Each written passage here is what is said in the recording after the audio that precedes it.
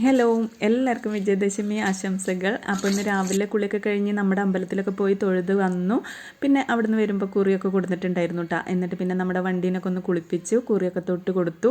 പിന്നെ അച്ചുട്ടിയുടെ സൈക്കിളിനെയും കൂടെ ഒന്ന് കുളിപ്പിച്ചെടുത്തിട്ടുണ്ട് കേട്ടോ. എന്നിട്ട് അവൻ്റെ സൈക്കിളിനും കുറച്ച് കുറിയൊക്കെ തൊട്ട് കൊടുത്തു. ഇപ്രാവശ്യം പുറത്ത് അമ്പലത്തിൽ പോയിട്ട് വണ്ടി പൂജയ്ക്കൊന്നും ചെയ്തിട്ടില്ലായിരുന്നു. ഇതെല്ലാം കഴിഞ്ഞിട്ടാണ് രാവിലെ ചായപ്പണിക്കൊക്കെ നിന്നിട്ടുള്ളത്. അപ്പോൾ ഇന്നലെ ഞാനിങ്ങനെ വീഡിയോ കണ്ടുകൊണ്ടിരിക്കുമ്പോഴേ ഒരു ഭൂരി കഴിക്കുന്ന ഒരു വീഡിയോ കണ്ടിട്ട് അപ്പം തന്നെ എനിക്ക് ഭൂരി കഴിക്കാൻ ഒരു ബോധി തോന്നി.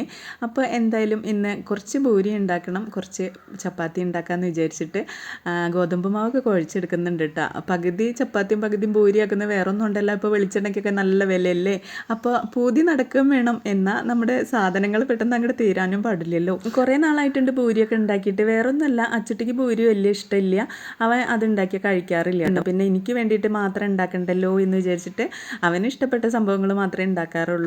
ഭൂരിക്ക് പരത്തുമ്പോൾ ഞാൻ ഇതുപോലെയാണ് ഉണ്ടാക്കാറ് കേട്ടോ. 2 വലിയ ചപ്പാത്തി അങ്ങോട്ട് പരത്തും, അതിൽ നിന്ന് ഇങ്ങനെ കട്ട് ചെയ്തിട്ട് എടുക്കാറാണ് പതിവ്. ഇതാവുമ്പോൾ പെട്ടെന്ന് പണിയും കഴിയുമല്ലോ. ഇതിലേക്കുള്ള കറിയെ വെള്ളക്കടല വെച്ചിട്ടുള്ള ഒരു മസാലക്കറിയാണ് വിചാരിച്ചിട്ടുള്ളത്. അപ്പോൾ അതിനായിട്ട് കുക്കറിൽ കടലയൊക്കെ വേവിച്ചെടുക്കുന്നുണ്ട് കേട്ടോ. അതൊക്കെ വെന്ത് കഴിഞ്ഞപ്പോൾ ഞാൻ പിന്നെ പെട്ടെന്ന് ഭൂരിയൊക്കെ അങ്ങോട്ട് ചുട്ടെടുത്തിട്ടുണ്ട്. നന്നായി പൊളച്ച് വന്നിട്ടൊക്കെ ഉണ്ടായിരുന്നു. അങ്ങനെ ഇതാ നമ്മുടെ ഭൂരിയും മസാലക്കറിയും പിന്നെ ചപ്പാത്തിയും എല്ലാം ടേബിളിൽ കൊടുന്ന് വെച്ചിട്ടുണ്ട്. അച്ചു എണിച്ച് വരുമ്പോൾ തന്നെ ഈ ഭൂരി കണ്ടപ്പോഴേ ഇന്ന് ഇതാണല്ലേ കടി എന്നൊക്കെ പറഞ്ഞിട്ട് എന്നെ പ്രാഗിയിട്ടാണ് വരുന്നത് കേട്ടോ. എന്നിട്ട് അവൻ ചപ്പാത്തിയാണ് കഴിച്ചത്.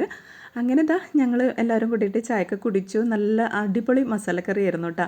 വെള്ളക്കടല വെച്ചിട്ട് ഇതുപോലെ മസാലക്കറി ഉണ്ടാക്കിയാൽ നല്ല ടേസ്റ്റാണ്. നമുക്ക് ചപ്പാത്തിയുടെ കൂടെ പൊറോട്ടയുടെ കൂടെ വരും നല്ല ടേസ്റ്റാണ് കേട്ടോ കഴിക്കാനായിട്ട്.